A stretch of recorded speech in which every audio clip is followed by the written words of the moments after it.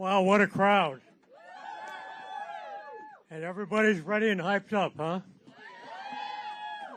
I just want to say a couple of thank yous. First of all, of Governor DeSantis' supporters for being here and the overwhelming interest we see throughout the state.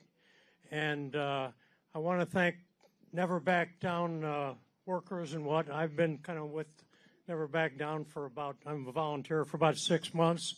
And I've met a lot of really nice, I guess I'm going to call them kids, young people, because I'm about 2 generations away from most of them. And the DeSantis campaign and all the volunteers that work for both. So getting on with that, we have 5, well, I guess maybe we have 8 very important people because I think the kids are here too. But I'd like to introduce to you Congressman from Texas, Chip Roy. Our own Iowa, Bob Vanderplatz.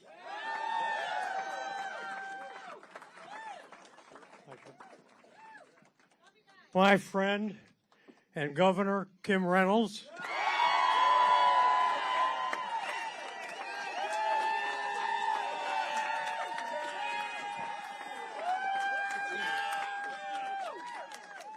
First Lady and kids, I think, are coming. Casey DeSantis.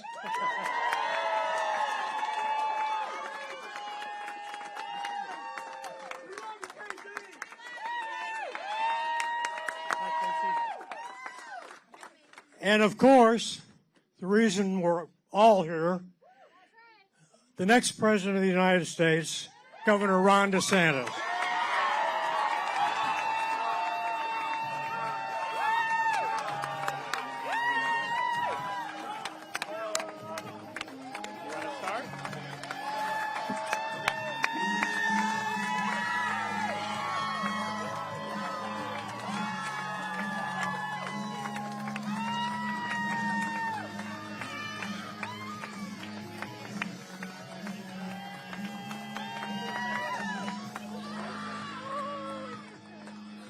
Well, good afternoon, Iowa.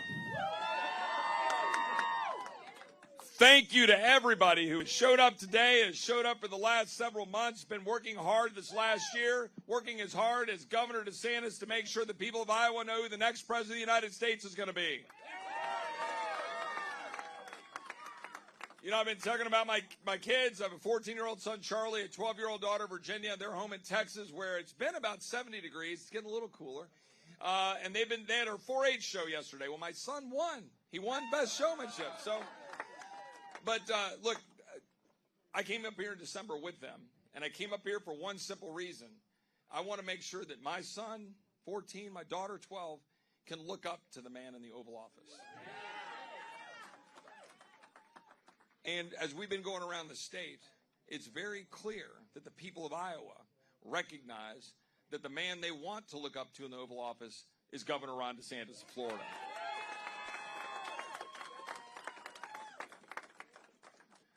You know, when I ran for Congress 5 years ago, I ran on 5 issues. I ran on securing the border of the United States, making sure that we restore what I called health care freedom, making sure that we balance the budget, stop spending money we don't have, make sure our men and women in uniform have a clear mission to care when they get home, and then getting Washington the hell out of our lives.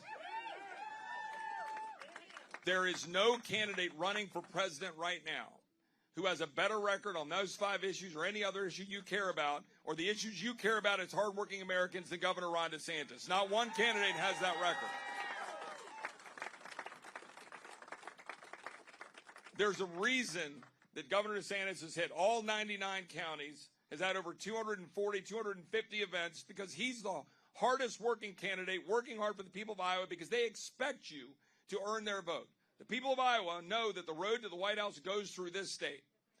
They know that you have to earn their vote. You can't be anointed. You can't assume it. You can't not show up to the debate. You can't cancel an event in Cass County. The governor didn't just cancel it. He just went to Cass County. And importantly, you can't dismiss the people of Iowa, as a certain former governor of South Carolina did when she said that New Hampshire will correct Iowans. Let me just tell you one last thing, and I'm going to turn it over, which is this. When I said that list of things the governor has stood up for, go issue by issue, whether it was dealing with the border of the United States. The governor sent a plane load of illegal aliens to Martha's Vineyard and fundamentally transformed the debate when they told him he couldn't do it. And he did it even though everybody said, you can't do that, you'll alienate Hispanic voters. Well, guess what? He won 62% of Hispanic voters in Florida. They said, you can't challenge Disney. You can't take on the 800-pound gorilla. You can't take on Big Sugar in order to make sure that the Everglades get protected. You can't take on Big Pharma. He took on every single one of them, and he won Florida by 1.5 million votes. Ladies and gentlemen, that's what leadership looks like. That's what we want in the Oval Office again. And with all due respect to the former president, okay, I'm tired of excuses for why things didn't get done in Washington. I'm tired of someone not showing up to the debates. I'm tired of someone assuming he's going to get anointed. I'm tired of someone who got to Washington and on the first week of the job was more concerned about the crowd size than on making sure Obamacare got repealed and replaced. It didn't happen. Who, by the way, didn't get the job done on the border and said he would build the wall, but instead have Mexico paid for it, and it didn't happen. And by the way, sided with Paul Ryan for an amnesty first bill instead of a border security first bill, and now we're the ones left holding the bag with open borders. We need more than words in Washington. We need the kind of guy like Governor DeSantis who did all those things, won by 1.5 million votes, 62% of Hispanic voters, 50% of single female voters. We need leadership like Ron DeSantis in the White House. That's why the night before last, I drove 8 hours from St. Louis to here in the blizzard because I'm going to make sure I run through the tape like St. Paul tells us to do in Timothy. Finish this race. Show up on Monday. Get this man elected to the White House.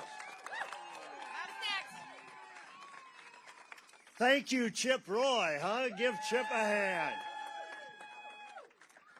I tell you what, guys, you inspire me. This is why this process starts right here in the state of Iowa. Look at this. A blizzard warning, a wind chill warning, and this place is packed.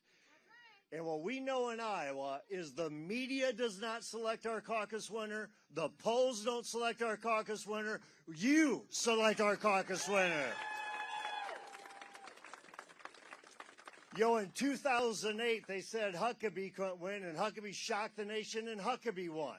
In 2010, they said you couldn't oust 3 Supreme Court justices, and Iowans ousted 3 Supreme Court justices. In 2012, they didn't say Santorum could win, and he won. In 2016, they didn't think Cruz could win, and he won.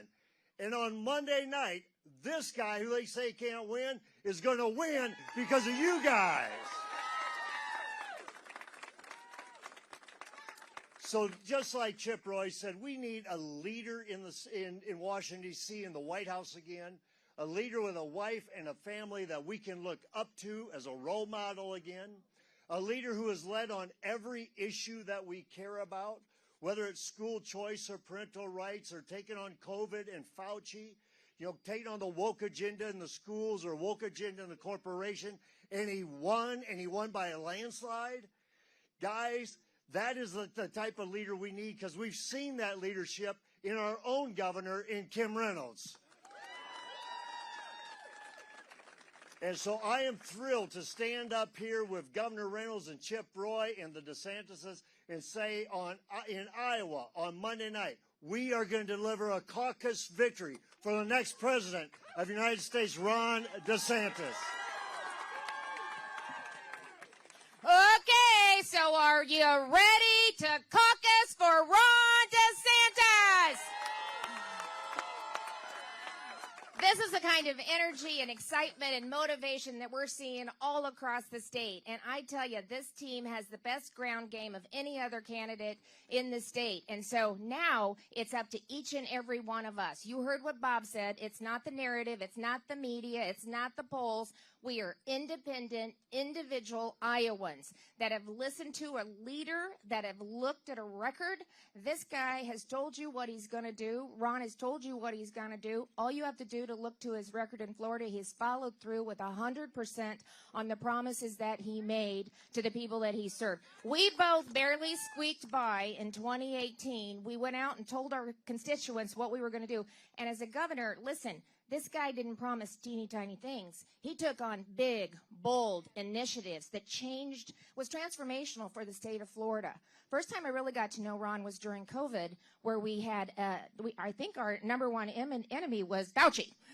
He was coming at us every single day, and we were out there on an island between the media and the administration and Fauci and Dr. Burke telling us to shelter in place, lock down, mask our kids, keep them out of school. The list went on and on. This guy brought in the experts, looked at the real science, took into account the people that he served, and he kept Florida open. He kept his economy open, and he kept his kids in school. And history has shown this kind of leadership to stand up to that pressure is what this country needs. So, okay, we got a few challenges. It's a little cold out there. But are we not Iowans? Are we not resilient? So what we need to do is be safe, of course, right? Layer up, and we need to get to the caucus. And if we get to the caucus, I can tell you without hesitation, with the energy, the motivation, just what we're seeing as we travel the state, this guy is going to be the winner of the Iowa caucus on Monday night. So fire up, keep this energy. We can't let down. It is game day. We got to carry it across the finish line, leave it all on the field. And I have the opportunity now to introduce to you all the next president of the United States, my friend, who I was proud to endorse, Ron DeSantis. Thank you. Are you ready to make some history on Monday night? They can throw a blizzard at us, and we are going to fight. They can throw a wind chill at us, and we are going to fight. They can throw media narratives at us, and we are going to fight. They can throw fake polls at us, and we are going to fight. We are going to fight because we are going to turn this country around. Donald Trump is running for his issues. Haley's running for the donors' issues. I'm running for your issues, your family's issues, and solely to turn this country around. No one else running except me has delivered on 100% of their promises. We made promises, and we delivered on those promises. Wouldn't you like to have that in the next president of the United States? Over-deliver. We also see where all the problems are being generated, whether it's in the universities, at the border, and corporations, at the bureaucracy. I'm the only one running that has fought the left and beat the left on issue after issue. We don't just sit there and talk. We don't just sit there and complain. We fight battles and we win battles. We beat Fauci on COVID. We beat the teachers' unions on universal school choice. We beat Disney fighting the gender ideology and keeping that out of our schools and protecting parents' rights. We beat Soros on crime by removing radical prosecutors. We beat the Democrats on election integrity by ensuring voter ID and no ballot harvesting and counting the votes on the night of the election. Imagine that. We beat the left by banning China from buying land in the state of Florida. No farmland or land near military bases, none of that. So we have a record of leadership that is second to none. And I'm sick of Republicans. You see what they're doing right now in Washington and with these senators doing some border agreement, which is basically caving on everything to the Democrats. These guys get beat by the Democrats time and time again. They've got a majority in the House, and Chip and some of these other guys are fighting, but they're doing budget deals to cave to the Democrats. I'm sick of the Democrats winning. I'm sick of the fact that the Democrats beat Donald Trump on the budget time and time again, and they added so much to the debt. I'm sick of the fact that the Democrats beat him on the border wall, and we did not get a border wall over 4 years like we were promised. You need to win the election, of course, and nobody has a better track record on that than me and what we were able to do in Florida. But winning just the election, that just gives you the ticket to the dance.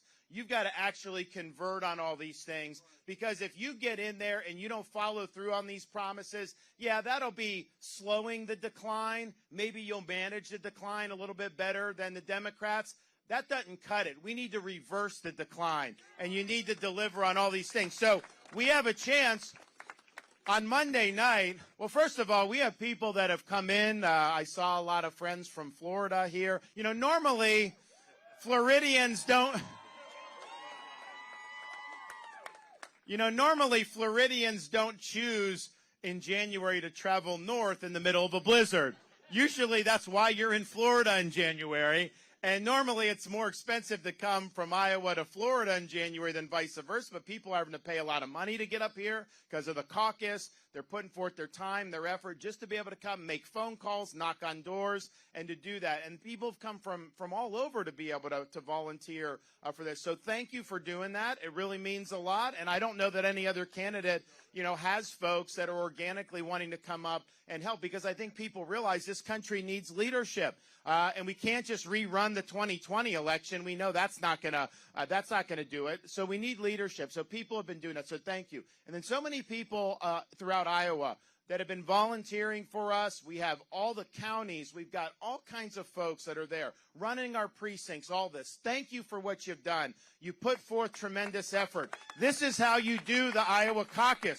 I mean, people criticize me as, oh, you're spending time there because you're doing all 99 counties. Well, that's how you do well. That's what you want to do. You show up, you answer questions, you talk to folks, you learn as a candidate, they get to hear from you. That's the way this process is supposed to work. So we've done it the right way. So here's the thing. You will never have an opportunity to participate and to vote in a way that's going to pack as much punch as you will on Monday night. If you go out and you bring some family members and some friends with you, we don't know how many people are going to turn out. Nobody knows. Anyone that says that they can somehow take a poll and know, they don't know. But whatever you're able to do, you're never going to have an election where that is going to be as meaningful as this one is going to be. So take advantage of that. It's going to be cold. It's not going to be pleasant. But if you're willing to go out there and you're willing to fight for me, if you're willing to bring people to the caucus, if you're willing to brave the elements and be there for the couple hours that you have to be there, if you're willing to do that and you're willing to fight for me on Monday night, then as president, I'll be fighting for you for the next 8 years. Every single day, we're going to get the job done. So we're not going to stop. We know that the weather is not great, but if there's an event to be had, if folks want to listen to our message, we're going to do that, and we're going to run that all the way through Monday night. And so you can be rest assured that you're supporting the candidate that is working harder than all the other candidates, that is showing up, that is doing what you need to do here and obviously beyond as we get beyond January 15th. My wife and I, we have one of our kids here, Mason. He's a little tired. Sometimes he's up to say things. I don't think he's up to say it. You don't want to talk right now? No, okay. Sometimes he does. We were actually I think we were in Northwest Iowa on the morning of the Big Ten championship game between Michigan and Iowa. And he's very good, and he knows sports very well. And he's a big football maven. He knows who's good. And I didn't choreograph this with him, but I was like, hey, Mason, who's going to win between Michigan and Iowa? And I'm getting ready to move the mic down, and I'm like, oh, my gosh, these are all Iowa fans. If he says Michigan, he's going to get booed as a 5-year-old. He got it. He was calm, cool, and collected. And I was like, who's going to win? And he said, Iowa's going to win. He got a big cheer. Wasn't the right prediction, but he did do it good. So I'm proud. And then our girls are coming up tomorrow. So we really are concerned, just as parents of young kids, about the type of America they're going to grow up in. And if you think about it, our administration, even serving 8 years, is not limited to just those 8 years. I mean, we're really talking about decisions that are going to be made that are going to affect the next 25 or 50 years. And if we keep going in the direction we are, we're going to be in such a hole that it's going to affect people, even people who are yet to have been born. So we're very sensitive about what type of future our kids are going to have. But I'm also somebody that is the only one that has served in the military that's running for president this year, as somebody that appreciates our veterans and somebody appreciates we have got to get this right, because there have been people throughout our country's history who have sacrificed so that we can be free and so that we could have an opportunity to live in a free and prosperous country. We don't do them justice if we don't step up and get this done. We have an obligation to preserve what George Washington called the sacred fire of liberty. The sacred fire that burned in Independence Hall in 1776, when 56 men pledged their lives, their fortunes, and their sacred honor so that they could establish a new nation conceived in liberty. The same fire that burned at a cemetery in Gettysburg, Pennsylvania, when our nation's first Republican president pledged to this nation a new birth of freedom. A fire that burned on the beaches of Normandy when a merry band of brothers stormed the shores, defeated Nazi Germany, and preserved liberty throughout the world. Same fire that burned in the foot of the Berlin Wall in 1987, when a resolute Republican president stood in front of that wall and said, "Mr. Gorbachev, tear down this wall," eventually leading to the destruction of the Soviet Union. This is our responsibility, to carry that torch and to preserve that sacred fire of liberty. We do not shy away from this responsibility. This is a responsibility that we welcome, because if not us, then who? And if not now, then when? I'm asking for your support on Monday night. I'll be a candidate that will help sweep us to victory all across the land. I'll be a leader that you can always be proud of. And as your president, I will win these fights for you. I will lead this country, and I promise I will not let you down. Thank you all. God bless.